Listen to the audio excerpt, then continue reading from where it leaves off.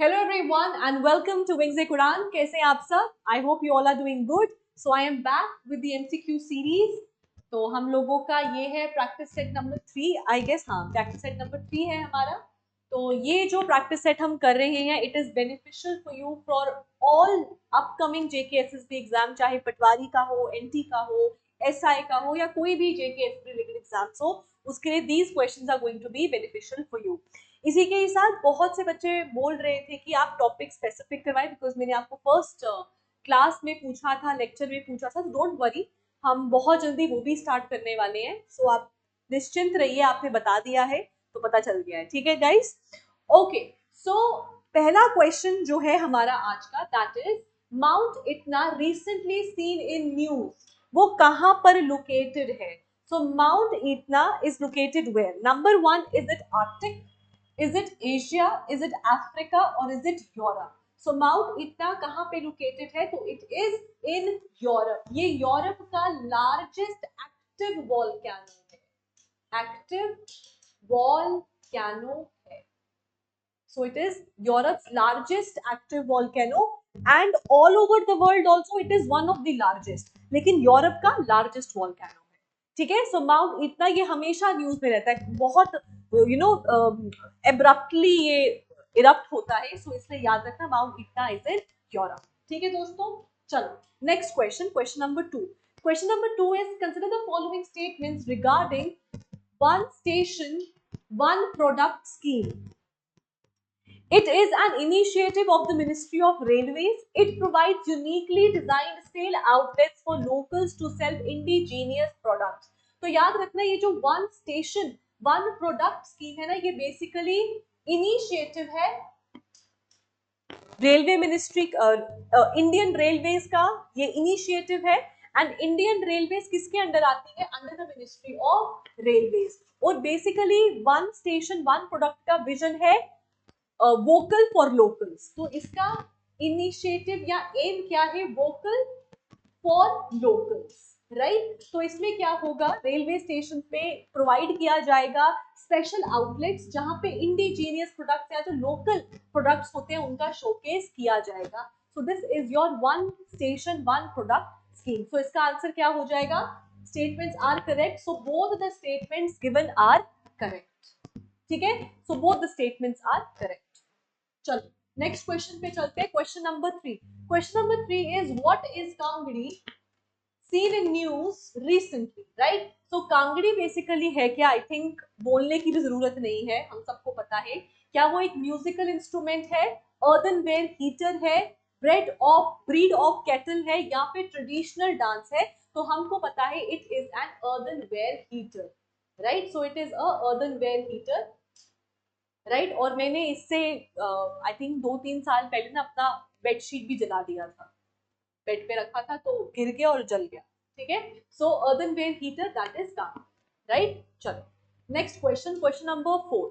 Question number 4 is Tadoba Andhari tiger reserve is located where? Is it Bihar, Madhya Pradesh, Maharashtra और ओडिशा? ये आपको मुझे बताना है कि ताडोबा अंधेरी टाइगर रिजर्व कहाँ पे लोकेटेड है. तो याद रखना it is located in Maharashtra, right. So Maharashtra में लोकेटेड है ताडोबा अंधेरी टाइगर रिजर्व. देखो अगर मैं टाइगर रिजर्व की बात करूँ ना, तो टाइगर रिजर्व आज के टाइम पे कितने हैं इंडिया में? As of now there are 55 tiger reserve. अभी लेटेस्ट जो है एक ऐड हुआ है, राइट. आप मुझे कमेंट सेक्शन में बताएंगे कि लेटेस्ट कौन सा वाला ऐड हुआ है, राइट. इसके अलावा अगर हम बात करें तो टाइगर रिजर्व जो है दे कम अंडर दी अथॉरिटी, या इनको एडमिनिस्टर करता है नेशनल टाइगर कंजर्वेशन अथॉरिटी या फिर एनटीसीए, राइट. और एनटीसीए किस टाइप की अथॉरिटी है या बॉडी है?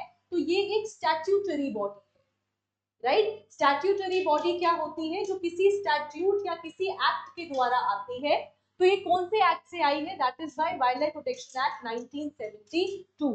यहाँ तक कि वाइल्ड लाइफ प्रोटेक्शन एक्ट 1972 इसलिए लाया गया था ताकि टाइगर्स को कंजर्व किया जा सके, और इसीलिए 1972 में वाइल्ड लाइफ प्रोटेक्शन एक्ट आया, और 1973 में प्रोजेक्ट टाइगर आया. तो 1973 में क्या आया? आपका प्रोजेक्ट टाइगर आया. ठीक है, ऑल राइट, चलो आगे बढ़ते हैं, सो सॉरी। ठीक है, आगे बढ़ते हैं। तो दिस इज प्रोजेक्ट टाइगर 1973। अच्छा, यहाँ पर ना मैं आपको एक और चीज बताती हूँ। जब प्रोजेक्ट टाइगर 1973 में आया था ना, तो 1973 में ना 9 टाइगर रिजर्व्स थे, जो आज के टाइम पे एज ऑफ 8 मार्च लिखती हूँ, एज ऑफ मार्च 2024 कितने हो चुके हैं? 55 हो चुके हैं, राइट। सो लेटेस्ट भी आपको याद रखना है। मैं आपको जो पहले के 9 थे ना, मैं वो बता देती हूँ। सो पहला वाला है आपका रणथंबोर, पहला है रणथंबोर, राइट। दूसरा है जिम कॉर्बेट, जिम कॉर्बेट से ही प्रोजेक्ट टाइगर स्टार्ट हुआ था, राइट। सो जिम कॉर्बेट, राइट। इसके अलावा मानस है आपका, राइट। इसके अलावा है आपका बांदीपुर, राइट। इसके अलावा है आपका सिमलीपाल, सिमलीपाल याद रखिएगा, हाल ही में वहां पे मेलेनिस्टिक टाइगर स्पॉट हुए हैं, सो सिमलीपाल इज आल्सो देयर। फिर है आपका मेलघट्टा इज आल्सो देयर, ठीक है। फिर आता है आपका Palamu is also there, right. कितने हो गए? 1 2 3 4 5 6 7, ये आगे, ठीक है। इसके अलावा आ गया आपका पन्ना, ठीक है, पन्ना भी आ गया आपका, ठीक है। सॉरी, पन्ना नहीं है, कान्हा है, माय बैड। पन्ना नहीं, कान्हा है, और Kanha is also in your Madhya Pradesh, ठीक है। कान्हा आ गया, और फिर आपका आ गया सुंदरबन, सुंदरबन, ठीक है। सो पन्ना नहीं है, कान्हा है, ठीक है। सो याद रखिएगा, these are the 9 tiger reserve जो 1973 में बने थे, और आज के टाइम में 55 टाइगर रिजर्व हो चुके हैं। और ताडोबा अंधेरी टाइगर रिजर्व कहाँ पे है? महाराष्ट्र में है आपका Tadoba Andhari tiger reserve, fine. Okay, let's move ahead, question number 5, ठीक है। So the question is, consider the following statement regarding planet Neptune, ठीक है। सो कंसीडर करिए और बताइए, it takes less time to finish one round around the sun as compared to Earth. देखो, one time less है। अब होता क्या है, थोड़ा सीक्वेंस में बात करते हैं। It is my very educated mother just shows us 9 planets. लेकिन ये जो प्लूटो है, ये तो 2006 में ड्वार्फ प्लैनेट बन चुका है, राइट। लेकिन बाकी तो प्लैनेट्स है ना, तो ये आपका सीक्वेंस है। This is closest to the sun which is Mercury, and Neptune is farthest, सबसे दूर है। तो मुझे बताओ, नेपट्यून लेस टाइम लेगा कि मोर टाइम लेगा? जितना दूर है उतना ही तो बड़ा रेवोल्यूशन हो जाएगा ना, राइट। सो इसीलिए नेपट्यून लेस टाइम नहीं लेता है, मोर टाइम लेगा। और कैसे याद रख सकते हो? डायरेक्टली आप सीक्वेंस से याद रख सकते हो। क्या है sequence? My very educated mother just shows us 9 planets में से प्लूटो बाहर, ठीक है। ओके, नेक्स्ट आता है। नेक्स्ट आपका जो स्टेटमेंट है वो ये है, it's atmosphere is primarily made up of hydrogen and methane. तो याद रखना कि एटमॉस्फेयर प्राइमरीली बना है हाइड्रोजन और हीलियम से, बट ऑफ कोर्स मीथेन का भी एक कंसिडरेबल अमाउंट है। So it is hydrogen, methane and also helium, याद रखना, ठीक है। सो तीनों है। सो कौन सा ऑप्शन सही हुआ, बताओ मुझे, which option is correct? Option 1, option 2, both 1 and 2, या neither 1 nor 2? The answer is both 1 and 2 statement are correct, ठीक है। चलो नेक्स्ट क्वेश्चन पे चलते हैं। नेक्स्ट क्वेश्चन है, consider the following statements regarding the Nagarjuna Sagar dam, right. पहला क्वेश्चन है, it is built across the Godavari river. तो क्या ये गोदावरी पे है? जी बिल्कुल भी नहीं, ये कृष्णा रिवर पे है, राइट। नागार्जुना कहां पर है dam? It is in Andhra Pradesh, Andhra Pradesh. मैंने अपने पिछले लेक्चर्स में भी इसके बारे में बहुत डिस्कशन किया है, एंड इसके ऊपर क्वेश्चन भी आया हुआ है, ठीक है। तो दैट इज गोदावरी, कृष्णा पे है, सो आंध्र प्रदेश। तो भैया करेक्ट पूछा है तो 1 तो हो नहीं सकता, और बोथ 1 and 2 भी हो नहीं सकता, so 2 options are eliminated. Next is, it is the largest and the highest masonry dam in the world. Second option is correct, so only second option is correct. Nagarjuna Sagar dam जो है वो world का largest है और world का highest masonry dam है। अगर यहीं पे मैं बात करूं वर्ल्ड का टॉलेस्ट ग्रेविटी डैम, इंडिया का टॉलेस्ट ग्रेविटी डैम, तो that is Bhakra Nangal dam. कहां पे है? So it is on Sutlej, right, in Himachal Pradesh. ठीक है, और अगर मैं बात करूं वर्ल्ड का लॉन्गेस्ट डैम, सॉरी इंडिया का लॉन्गेस्ट डैम, तो वो कौन सा है? वो है आपका हीराकुंड, हीराकुंड डैम। ठीक है, ओडिशा में है Hirakud dam.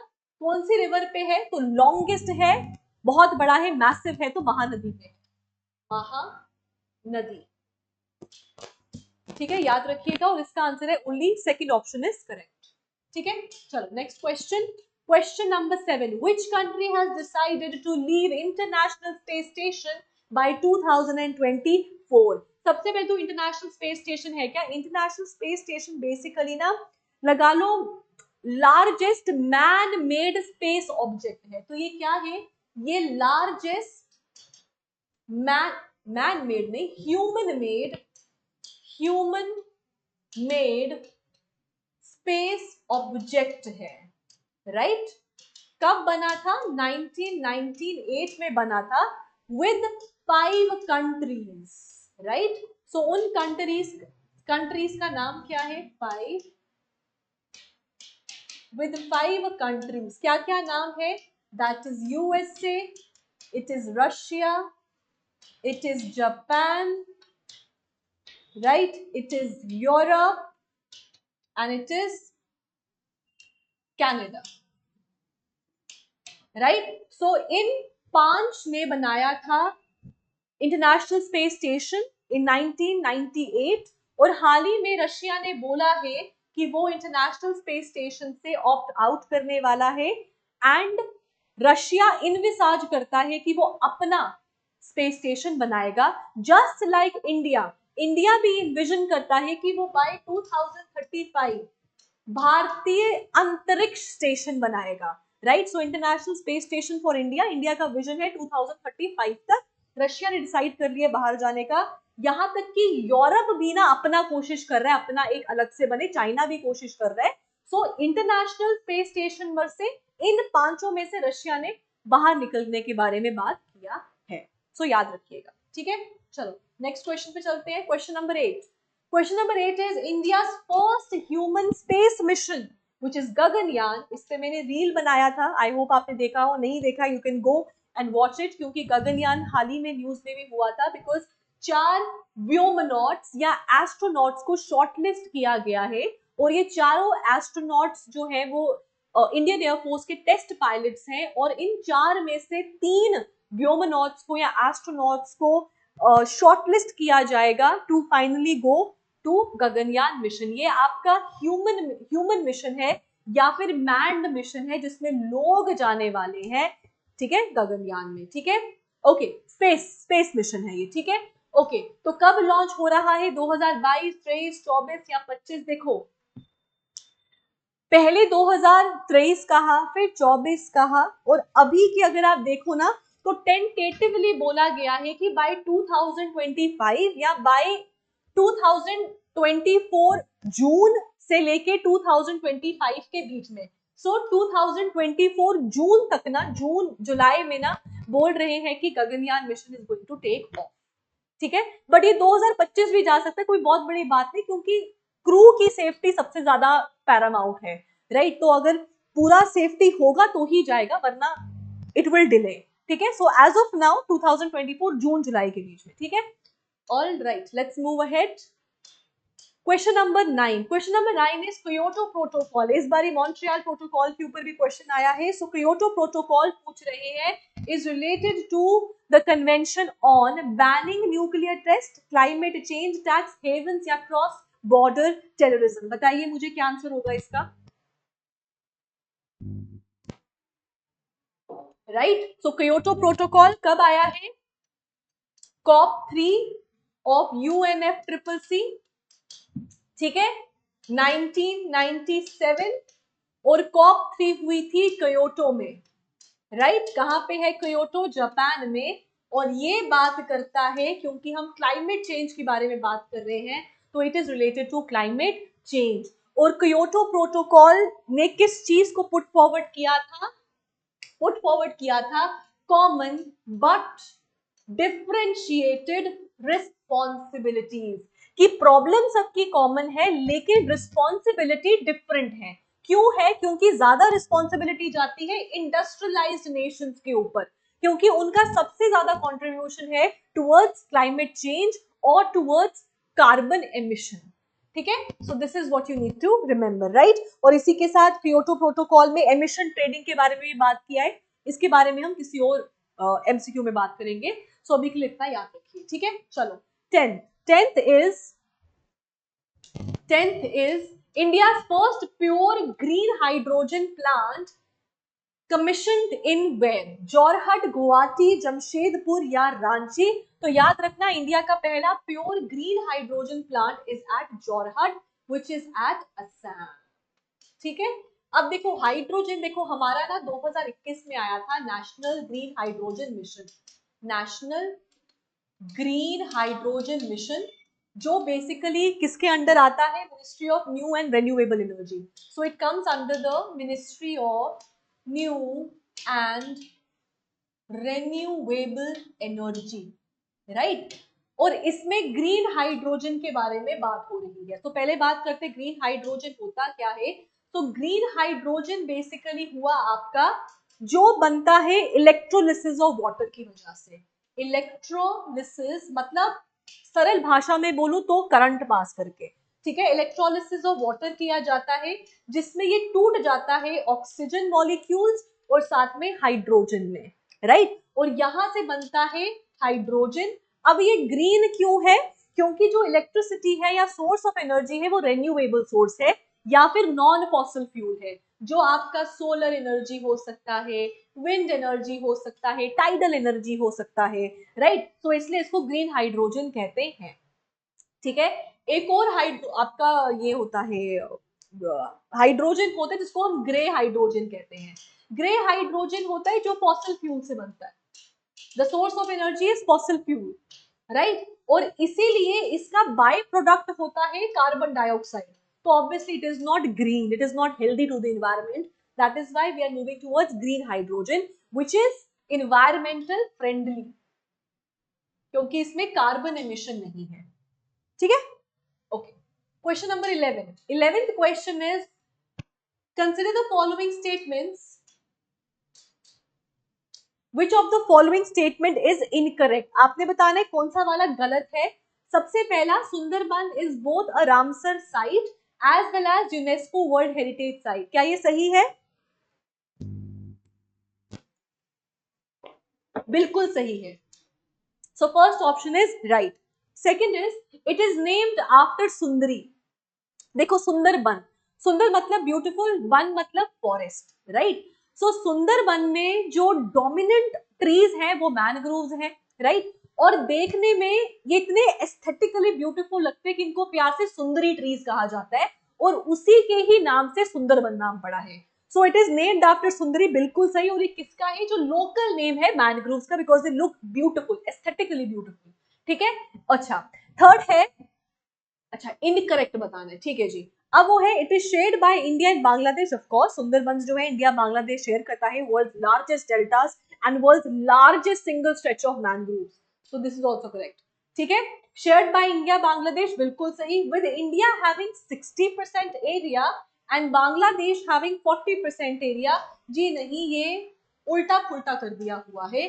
So this option is incorrect, ठीक है। This option is incorrect, right. So 1, 2 and 4 is right, third is wrong. चलो next up, the statue of Ramanuja Acharya, statue of equality. देखो अब आपको एक और चीज पता चल गई इस क्वेश्चन से, कि अगर आपको पूछा जाए Statue of Equality, Statue of Unity पूछेंगे तो आपको पता है कि Sardar Vallabh bhai Patel, the father of modern civil services in India, right, the iron man of India who gave the steel frame of India, right. So अब आपको स्टैचू ऑफ इक्वालिटी पूछेंगे, you know किसकी बात हो रही है, किसका स्टैचू है, रामानुज आचार्य का स्टैचू है, जो बेसिकली एक वैदिक फिलोसोफर थे और एक सोशल रिफॉर्मर थे, राइट। और स्टैचू ऑफ इक्वालिटी को स्टैचू ऑफ इक्वालिटी इसीलिए बोलते हैं because he has through out his life worked for equality, right, he has worked for upliftment of society, ठीक है, इसलिए इनके नाम पर स्टैचू ऑफ इक्वालिटी है।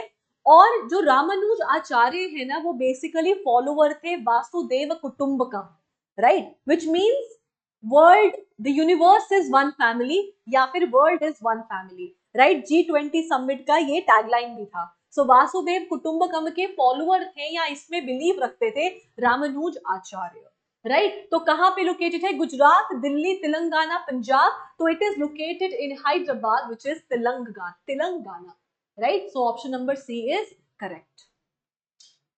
चलो जी, 13th question is, which of the following has got GI tag for Chakhao which is a black rice, ठीक है। सो बताओ, वेस्ट बंगाल, ओडिशा, तमिलनाडु की मणिपुर, बताओ कहां की स्पेशलिटी है ये। सो इट इज मणिपुर, ठीक है, and that is famous for black rice. Black rice इसीलिए ब्लैक राइस है क्योंकि इसमें ना एक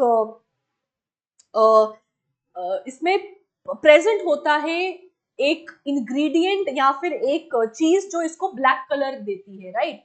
और ब्लैक राइस के ना फार्मास्यूटिकल वैल्यू बहुत ज्यादा है, ये एंटी कार्सिनोजेनिक होता है, एंटी इंफ्लेमेटरी होता है, तो इसकी हेल्थ बेनिफिट्स भी बहुत ज्यादा है। सो ब्लैक राइस याद रखिएगा, Manipur, right. Okay, the first city to use robot to control traffic in Kochi, Indore, Varanasi, Jaipur. The answer is Indore. You can take the screenshot. अच्छा सुनो, मैं क्या करूंगी ना, टेलीग्राम का लिंक डाल दूंगी और आप वहां जाकर इसको डाउनलोड कर लेना, ठीक है। बच्चे कह रहे थे कि डाउनलोड अच्छा है तो download, I share the link, ठीक है। Okay, so this is Indore. 15. Which of the following connects Red Sea to Arabian Sea? Very important because this strait has been a lot in news because of the Houthi rebellion, right? Houthis of Yemen. तो red सी जो है वो अभी बहुत ज्यादा news में है because of all the problems happening, ठीक है। तो इसलिए याद रखिएगा कौन सा स्टेट है, इट इज बाब अल मंदेब, और इसके ऊपर भी मैंने रील बनाई हुई है, right. So it connects Red Sea to Arabian Sea, Bab al Mandeb, right. चलो next, 16. Which country has decided to, oh this is a repeat question, so कौन सा है बताइए, अभी पढ़ाया, तो you should know the answer, it is Russia. चलो आगे, next is, who among the following formed the party named the Forward Bloc Party? बताइए किसने फॉर्म किया था, सुभाष चंद्र बोस ने, सरदार भगत सिंह जी ने, या फिर चंद्रशेखर आजाद ने, या फिर जवाहरलाल नेहरू ने, बताइए।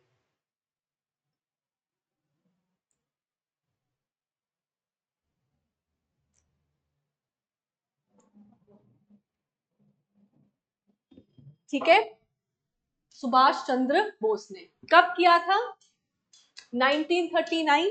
इससे पहले दो हिस्टोरिक सेशंस हुए थे, हरिपुरा एंड त्रिपुरी का, कभी और पढ़ेंगे इसके बारे में। और 1939 में at Makur, Unnao, the Forward Bloc party was form, ठीक है, मई के महीने में 1939 बाय सुभाष चंद्र बोस, ठीक है। 18. Who was the first Indian lady to preside over the session?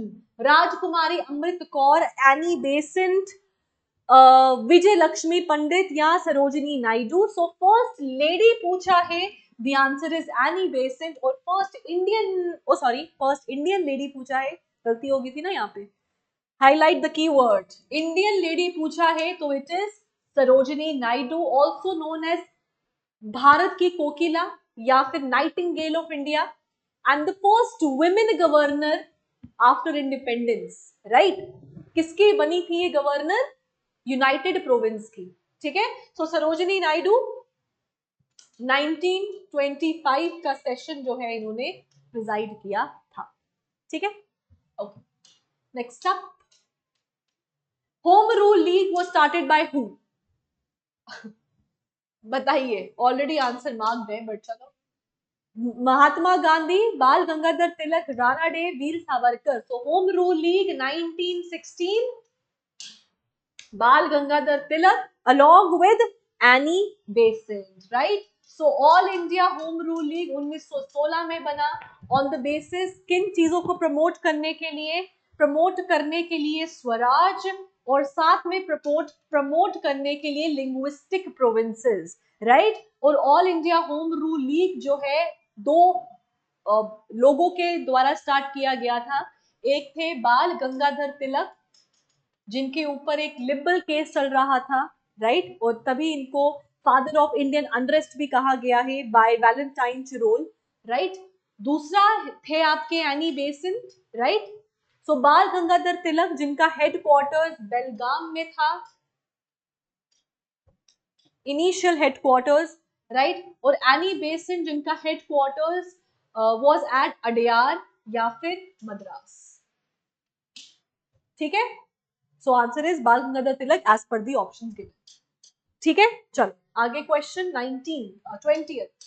20वां question है the border road organisations was developed in the year for the development of roads of strategic importance, right? So कब develop हुआ था? तो 1960 में develop हुआ था और primarily focusing on northern and north eastern region, right? So B option is correct. Next up, 21. Which place in India's first private train started operating under Bharat Gaurav Yojana? Coimbatore, Shirdi, Nasik, none of the above. The answer is Coimbatore. ठीक है, the answer is Coimbatore. ठीक है, चलो 22वां question. The demographic dividend is, तो क्या होता है demographic dividend? The working population, right?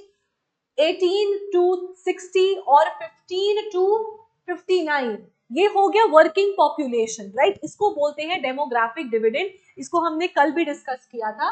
So this is your working population. 14 to 50 नहीं है क्योंकि रिटायरमेंट की एज ही 60 है, तो 50 कैसे हो सकता है? So it is 15 to 59. Above 60 this is wrong. ठीक है, चलो 23.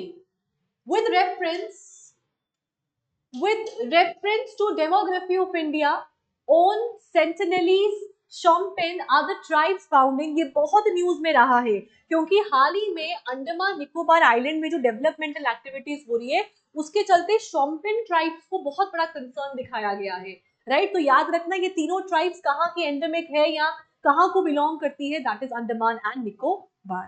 ठीक है, चलो 24th is which the Ministry of Human Resource Development was created on, direct question है, 26 सितंबर 1985. ठीक है, this is the right answer. Next up, last question. Okay, match the following. चलो मैच करते हैं. पहला है जी सहारा, 1 से दूसरा मिलाना है. पहला है सहारा साउथ अफ्रीका. बताओ सहारा में क्या आएगा जी आपका? Very hot. So 1 is this, right? Nile is Egypt. Cultural place is Jerusalem, we know that. And diamond mine is Africa. अच्छा, पता नहीं आप लोगों ने पढ़ा है कि नहीं.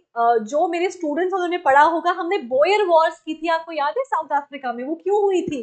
क्योंकि 1890s में अफ्रीका में डायमंड मिला था, तभी बोयर वॉर्स हुई थी. क्योंकि वो जो रीजन था दैट वाज अंडर डच और वहां पे बोयर्स होते थे जो पीजेंट्स थे, राइट? तो वहां पे जब डायमंड मिला तो ब्रिटिशर्स का जो अटेंशन था, जो पहले नाटल में था, वो शिफ्ट होकर ऊपर की तरफ आ गया और बोयर्स की तरफ पड़ गया, तभी बोयर वॉर्स भी हुई थी. ठीक है, सो द आंसर इज 4 1 2 3.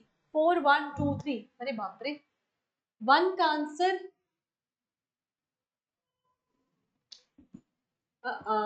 4 1 2 3 मतलब 1. अच्छा, 1 का आंसर इज बी. हाँ, अब ठीक हुआ ना. 2 का आंसर इज सी. 3 का आंसर इज 4 एंड 4 का आंसर इज ए. क्या है भाई? बी. क्या है ये? So this is B C. B C, ये रहा बी सी. हाँ A and fourth is